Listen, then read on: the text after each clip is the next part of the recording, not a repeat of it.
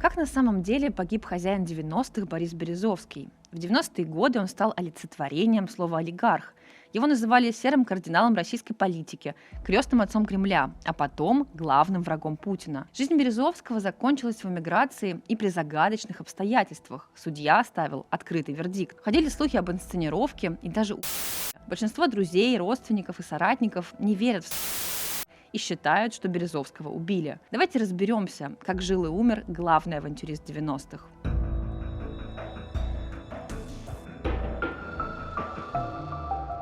Как вы думаете, как должна выглядеть могила хозяина 90-х? Можете себе представить? Это захоронение Березовского. Его смерть до сих пор окутана легендами. В деле есть много неувязок. Незнакомец рядом с домом, которого заметили соседи, чужой отпечаток пальца в ванной комнате, сработавший датчик радиации и необычный цвет лица Березовского, несвойственный.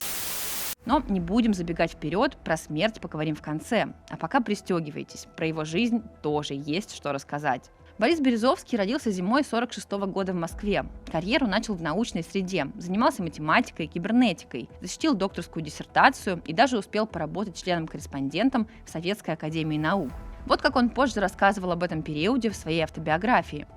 Я работал с 16 лет, я ни на кого не рассчитывал, только на себя. Я занимался любимой наукой, общался с блестящими людьми. Я был не последним человеком в науке. Член-корреспондент Российской академии наук, в которой на весь Советский Союз было 800 человек, 500 академиков и 300 членов-корреспондентов. Это результат, к которому стремился любой честолюбивый ученый. Я рассчитывал в дальнейшем стать академиком, лауреатом Нобелевской премии, хотя понимал, что я не лучший среди своих коллег, что есть люди, превосходящие меня в науке. А когда я пришел в бизнес, я почувствовал, что то, что я делаю в бизнесе, под силу очень немногим людям. В 1973 году он начал сотрудничать с АвтоВАЗом как ученый, внедряя системы автоматизированного проектирования и программного обеспечения. В 1989 году он предложил руководству ВАЗа создать совместное предприятие. Так появилась компания «Лого-ВАЗ». К 1993 году это акционерное общество стало одним из лидеров частного бизнеса в России, достигнув оборота свыше 250 миллионов долларов. «Лого-ВАЗ» продавал 45 тысяч автомобилей в год. Это около 10% от всех продаж машин в стране. Плюс фирма стала официальным импортером Mercedes-Benz и сотрудничала с General Motors, Honda и Volvo. Тогда же Березовский вошел в топ-15 самых влиятельных российских бизнесменов. Фирма мухлевала с экспортом. Березовский покупал машины у АвтоВАЗа по сниженной цене для продажи за границей, но автомобили на самом деле оставались в России и перепродавались по рыночной стоимости. Такой экспорт позволял получать деньги в долларах, пока машиностроительный завод получал оплату рублем, который постоянно обесценивался, или же за долговую расписку. Но Березовскому хотелось не только денег, но и власти. В 1993-м он познакомился с Валентином Юмашевым, членом семьи, ближайшего окружения Ельцина. Тот уже познакомил его с дочерью Ельцина и самим президентом. Бизнес тоже шел в гору. Триумф – это внутренняя экспансия. В 1995 году Березовский получил контроль над нефтяной компанией «Сибнефть» совместно с Романом Абрамовичем, воспользовавшись процессом ее приватизации и близостью к Ельцину. Тогда же, в 1995-м, благодаря связям с семьей президента, он смог взять под контроль компанию «Аэрофлот». К концу 90-х у Березовского было множество компаний за границей, а также доли в российских бизнесах. К 1997 году его состояние оценивали в 3 миллиарда долларов, а сам Березовский вошел в список богатейших людей мира. К концу 90-х он стал одним из самых влиятельных олигархов. Пресса причислила его к семибанкирщине, группе крупных бизнесменов, влиявших на экономику и политику страны.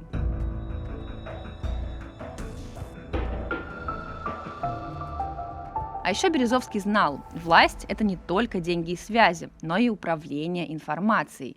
Проще говоря, он признал силу зомбоящика и сыграл огромную роль в российской медиаистории 90-х годов. К концу десятилетия у него был издательский дом «Коммерсант», который выпускал одну из самых влиятельных деловых газет в стране. «Независимая газета», «Новые известия», «Московская комсомолка», а также популярные журналы «Огонек», «Власть и деньги». Еще в 1994 году он взял под контроль общественное российское телевидение ОРТ и поставил Владислава Листьева его генеральным директором.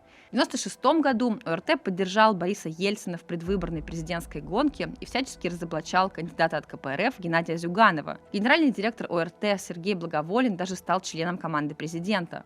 После победы Ельцина Березовский закрепился во власти, заняв пост заместителя секретаря Совета Безопасности. Там он курировал экономические вопросы, ходил в комиссию по Чечне, организовывал российско-чеченские переговоры, участвовал в переговорах по грузино-абхазскому конфликту. Затем он был советником президентской администрации, членом комиссии по проблемам Чечни и исполнительным секретарем СНГ, а также депутатом Государственной Думы от Карачаева-Черкесии. Кстати, именно Березовский в 1999 году придумал «Единую Россию», точнее партию «Единство», из которой она выросла. Партия заняла на парламентских выборах 2-е место, а дальше вы все сами знаете. «Единая Россия», насколько я понимаю, продолжение блока единства, который был придуман под парламентские выборы 1999 года. Это идея, которую выдвинул я, и название самое я предложил единство, символ, который тоже придумал медведь. Затем Березовский оказывал поддержку на выборах тогда малоизвестному Владимиру Путину, надеясь на выгоды от его победы. Однако расчет оказался ошибочным. Весной 2000 года Березовский поссорился с Путиным. Он не соглашался с его политикой, особенно по части отмены выборов губернаторов и федеративного устройства России. В открытом письме Березовский критиковал создание 7 федеральных округов и усиление вертикали власти, считая эти меры угрозой демократическим институтам и федерализму. Уже в июле Березовский сложил депутатские полномочия. А в августе 2000 года ОРТ, подконтрольная Березовскому, жестко раскритиковала власть из-за катастрофы Курска. Репортажи с семьями погибших показывали вместе с отдыхающим на гидроцикле Путиным. Президент воспринял это как предательство. Против ближайшего соратника Березовского Николая Глушкова возбудили дело. Березовский покинул Россию, продал Абрамовичу акции ОРТ и переехал в Лондон, где финансировал работу Юрия Фельштинского и Александра Литвиненко над книгой «ФСБ взрывает Россию». Борис Березовский – это кто? Он все время говорит, что он бывший секретарь Совета Безопасности, потом бывший кто-то еще. Сейчас он бывший кто? Бывший депутат Государственной Думы. Это тоже вроде как-то подзабылось. Поэтому я Бориса Абрамовича знаю давно. Он неуемный и неугомонный человек. Он всегда кого-то назначает и кого-то свергает. Пусть трудится. А еще Березовскому предъявили обвинения по делу Аэрофлота. Деньги авиакомпании якобы незаконно выводились через швейцарские фирмы, связанные с Березовским. Вместо того, чтобы поступать в бюджет, деньги уходили в компании Андава и Форус, которые контролировало окружение олигарха. Ущерб оценивался в $252 миллиона. Были предъявлены обвинения в незаконной предпринимательской деятельности и отмывании денег. В 2007 году его заочно приговорили к 6 годам тюрьмы. Российские власти требовали его выдачи, но Березовский получил политическое убежище в Великобритании. В эмиграции Березовский становится одним из главных критиков Путина и начинает финансировать российскую оппозицию, в том числе антикремлевские расследования. Факт того, что в руках одного человека находятся рычаги и исполнительной, и законодательной власти, я имею в виду Путина, исполнительной как председателя правительства, законодательной как лидера правящей партии, имеющей абсолютное большинство в парламенте, то есть вот такое слияние двух вестей власти в одних руках, безусловно, противоречит Конституции Российской Федерации и духу, и букве. В Великобритании Березовский попытался создать партию «Либеральная Россия», пока Московский суд выдвигал против него все новые обвинения. В 2012 году он проиграл громкий судебный процесс против бывшего протеже Романа Абрамовича. Судья отклонила иск на $5,5 миллиардов. Фактически Березовский стал банкротом. Долги его на момент смерти составляли больше 18 миллиардов рублей. После проигрыша он перестал появляться на публике и, говорят, был в глубокой депрессии. И даже начал продавать картины из своей коллекции, чтобы найти хоть какие-то деньги.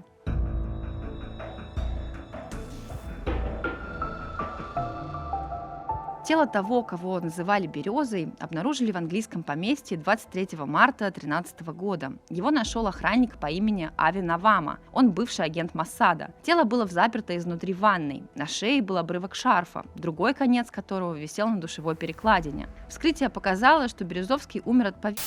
Следов борьбы не обнаружено. Но все же Скотланд-Ярд, видимо, усомнился в том, что это было.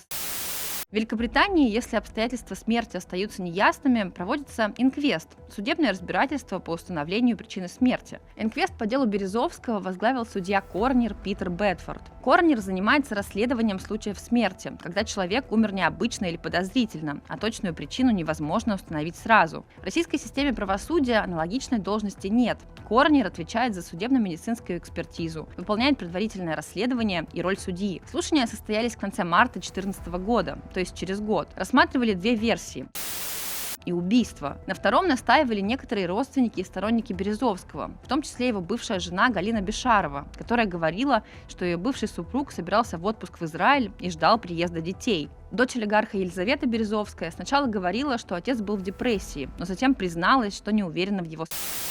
Я не исключаю версии.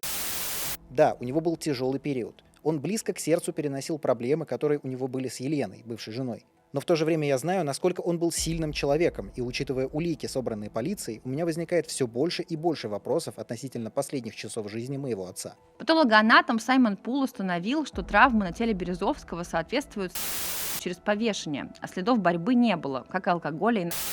Но другой патологоанатом Берт Бринкман отметил, что кровоподтеки на шее Березовского нетипичны для повешения, а застой крови на лице указывает на удушение. Бринкман предположил, что Березовского могли задушить сзади, а затем инсценировать.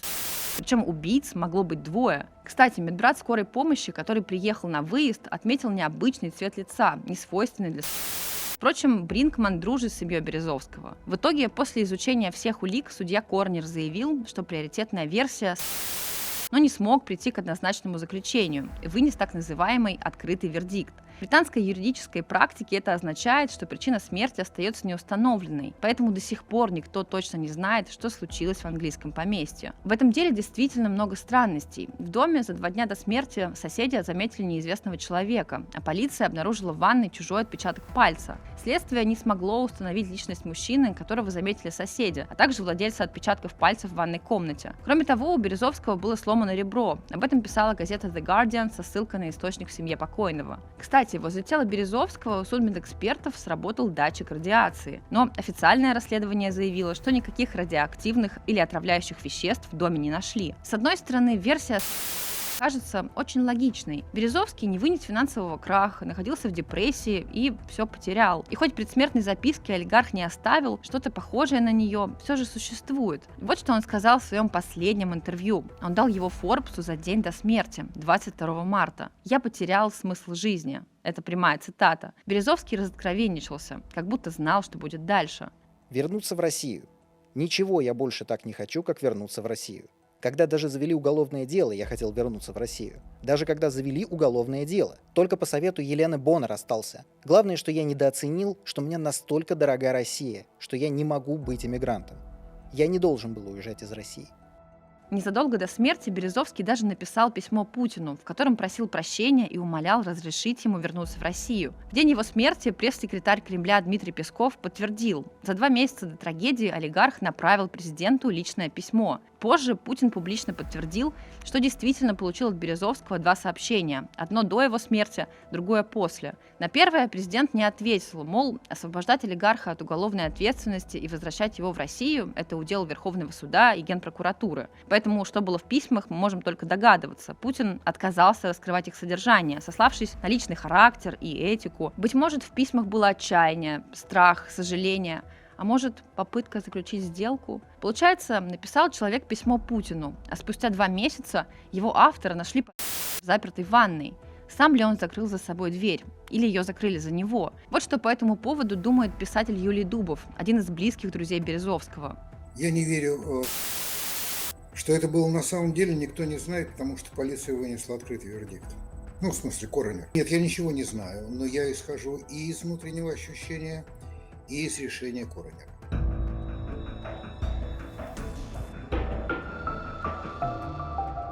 Врагов у Березовского было хоть отбавляй, на его жизнь уже покушались. В 94-м возле его автомобиля сработала бомба. Взрыв убил водителя, но Березовскому повезло выжить. По одной из версий за атакой стоял криминальный авторитет Сергей Тимофеев по кличке Сильвестр. По другой, это была инсценировка, организованная самим Березовским. В 94 году вот с этой историей, которая называется «Страх», да, расстался навсегда. А поскольку меня, как, может быть, эта история, я напомню, в 94 году у меня было покушение. Я помню. И погиб мой водитель, да, который сидел просто 15 сантиметров от меня, у него оторвало голову. На ваших глазах? Ну, я этого не видел, естественно, потому что это происходит, это шок же. В Великобритании спустя год или два после эмиграции, по словам олигарха, его тоже пытались убить. Убийство предотвратили полицейские графства Суррей, где у Березовского было поместье. Якобы его собирались убить двое чеченцев. После этого он усилил охрану. Использование чеченцев в качестве инструмента, говорил Березовский в своих показаниях, обычная практика ФСБ.